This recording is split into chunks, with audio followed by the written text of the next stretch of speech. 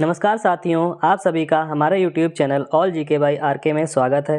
आज हम election commission of India के बारे में पढ़ेंगे कि भारत में चुनाव कैसे कराए जाते हैं और चुनाव के दौरान कौन सी सिक्योरिटी तैनात की जाती है जिससे चुनाव को अच्छा कराया जा सके और स्वतंत्र तरीके से कराया जा सके। चलिए आइए इस वीडियो की शुरुआत करते हैं। सबसे पहले भारत निर्वाचन आयोग। भारत चुनाव आयोग एक स्वतंत्र निकाय है जो भारत में स्वतंत्र और निष्पक्ष तरीके से चुनाव कराने के लिए जिम्मेदार है। इसकी स्थापना 25 जनवरी 1950 में की गई थी। भारत में जो भी चुनाव होते हैं उसके जिम्मेदारी जो है वो भारत निर्वाचन आयोग के पास ही होती है। भारत में सारे चुनाव भारत निर्वाचन आयोग के द्वारा ही कराए जाते हैं। इसकी स्थापना 25 जनवरी 1950 में हुई थी।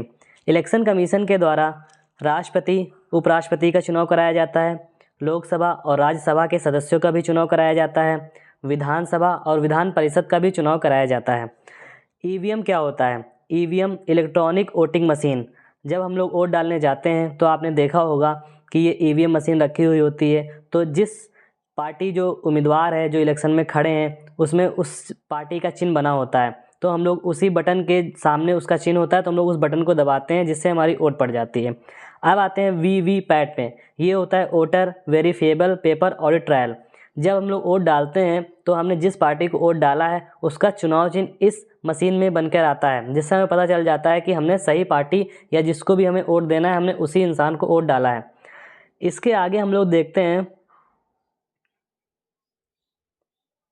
सिक्योरिटी। आपने देखा होगा कि जब शहर में चुनाव होते हैं या पूरे देश में चुनाव होते हैं तो उसमें सिक्योरिटी बहुत तैनात की जाती है ताकि किसी भी तरीके से कोई भी दिक्कतें ना आए चुनाव कराने में, एकदम स्वतंत्र और निष्पक्ष चुनाव हो सके।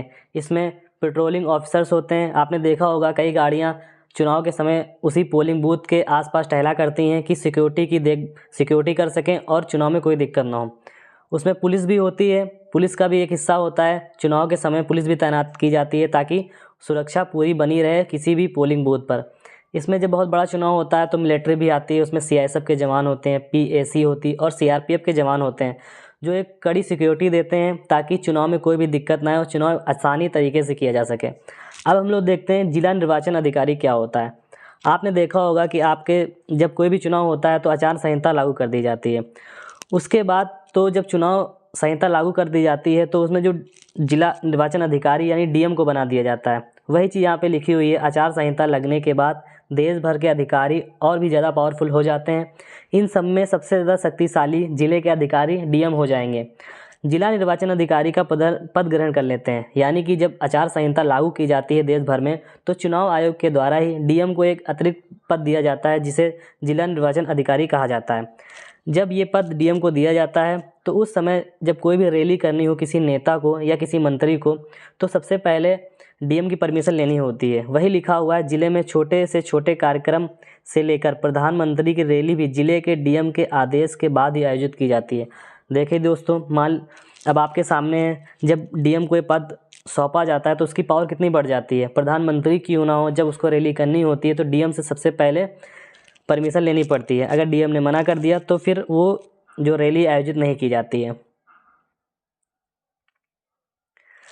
ये एक तरीका होता है, सिस्टमेटिक तरीका है जब चुनाव होता है। तो जब चुनाव, जैसा कि आपने देखा पीछे भी कि जिला निर्वाचन अधिकारी डीएम को बनाया जाता है, इसी के अंतर्गत सारे चुनाव किए जाते हैं। इसके नीचे आता है आरओ रिटर्निंग ऑफिसर, उसके नीचे होता है प्रिजाइडिंग ऑफिसर और उसके नीचे होता है पोलिंग ऑफिसर। यही चारों अधिकारी मिलकर किसी भी ज़िले में स्तर पर सारे चुनाव की प्रक्रिया को पूर्ण करते हैं। अगर कोई भी दिक्कत होती है तो सबसे पहले डीएम को ही नोटिस कराया जाता है कि यहाँ पे कोई दिक्कत है। तो ये एक प्रक्रिया है या फिर एक क्रम है जो डीएम, आरओ, पीओ और पोलिंग ऑफिसर के द्वारा ही चुनाव कराए जाते हैं। अब मान लीजिए कि आपका कोई शहर है, जैसे कि लखनऊ, या फिर कोई मतलब ज़िला है तो लखनऊ है, तो लखनऊ में बहुत सारे बूथ होते हैं। तो ये कोई बूथ है तो कम से कम जो 20 बूथ होते हैं वो आरओ के अंडर में आते हैं। मतलब उन 20 बूथों पर जो मेन जो ऑफिसर होता है, रिटर्निंग ऑफिसर होता है, ये आरओ।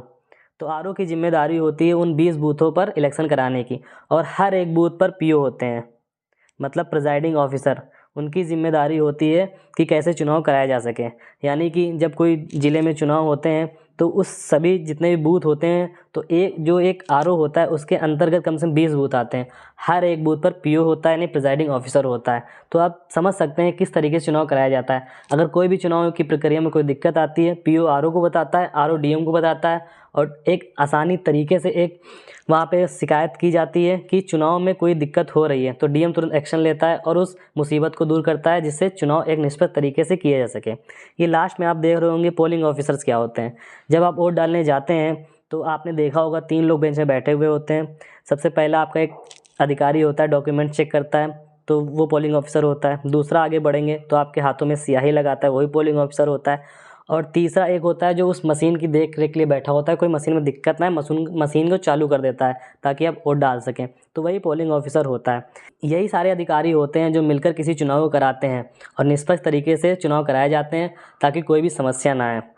अभी आपने देखा होगा कि लोकसभा के इलेक्शन बहुत पास आ रहे हैं, तो मैं आपसे आग्रह या विनती यही करूँगा, आप उस पार्टी को वोट दीजिए जो देश के कल्याण के लिए हाथ आगे बढ़ाए और देश को एक अच्छी राह पे ले जाए, जो विकास का काम कर सकें। इसी उम्मीद से मैं इस वीडियो की एंडिंग यहीं पे करता हूँ और आशा करता हूँ ये वीडियो आपको पसंद आई।